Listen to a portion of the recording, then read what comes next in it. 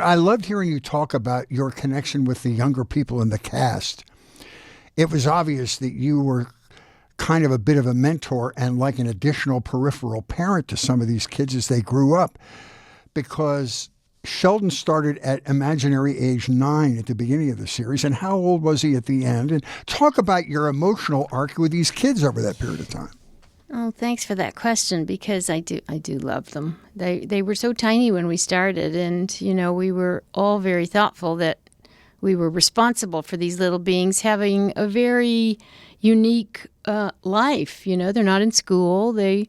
And so we were their village, and so we took it seriously to raise them as like a thoughtful village. And they're great kids.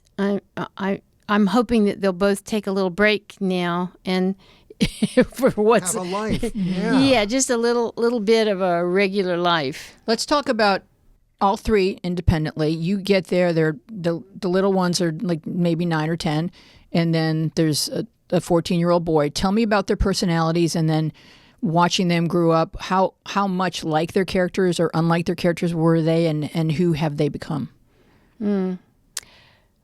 Well, let's see.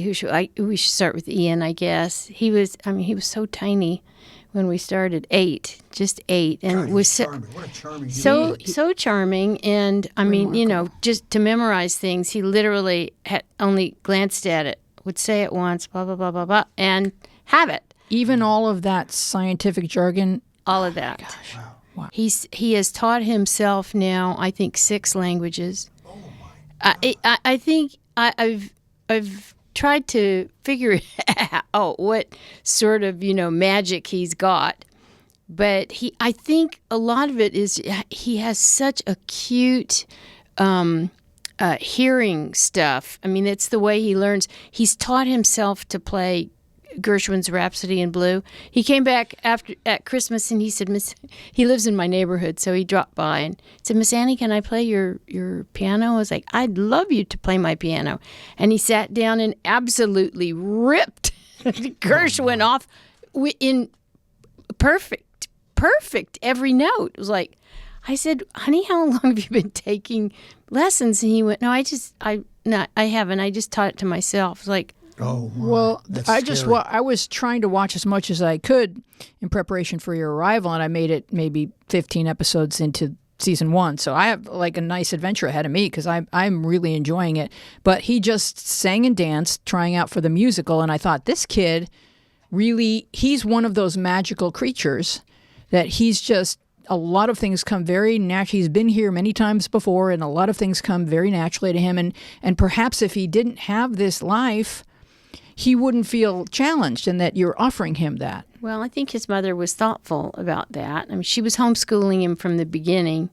She herself is a Shakespearean scholar, and so, instead of teaching him nursery rhymes, she taught him Shakespearean sonnets. She has little videos of him at 2, literally standing up in his crib going, the shakes the merry buds of May. It's like, goodness. Wow. And not easy, because he had to play to a pre-existing character, the Jim Parsons character in Big Bang Theory. He was the younger version of that, But he right? has those rhythms down too. Yeah.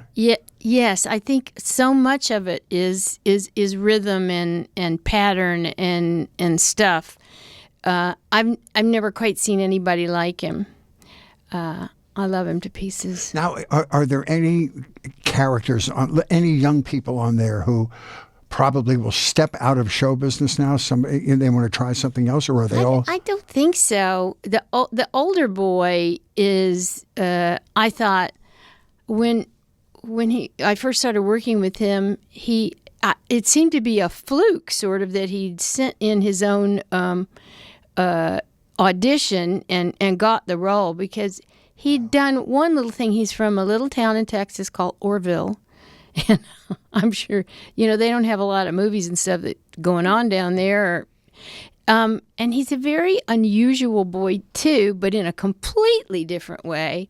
He's just sweet. He doesn't watch TV. He doesn't watch movies.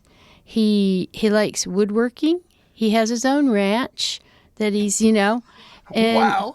And he I think in the last couple of years he changed his habit, but in the beginning he didn't read the full script. He just read his part.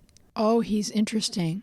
Okay. So they wanted people that had authentic Southern Texas accents, correct? Well, he's the only one that they got that did.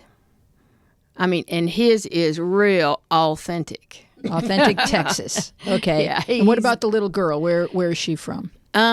She was born in San Diego. Her dad was in the service, but both of her parents are Southern, so she could have done it. But I think that they didn't feel that he that he needed to that Georgie needed to lose his, and the little girl needed to have one. I feel like she does.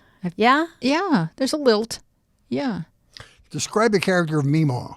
Oh, well, you know, I grew up with a lot of people like her. Like, Yeah, Meemaw was part of your my life house. before this movie, right? Because that's like a character you developed a long time ago. well, it had been developed for me. I just know these women down south, you know, and she's based quite a bit on my mother, and a lot on one of my sisters. And you know, it's really, I'm sorry that my mom isn't around anymore, because I think she would have enjoyed seeing herself up there quite a bit. Swear it was her.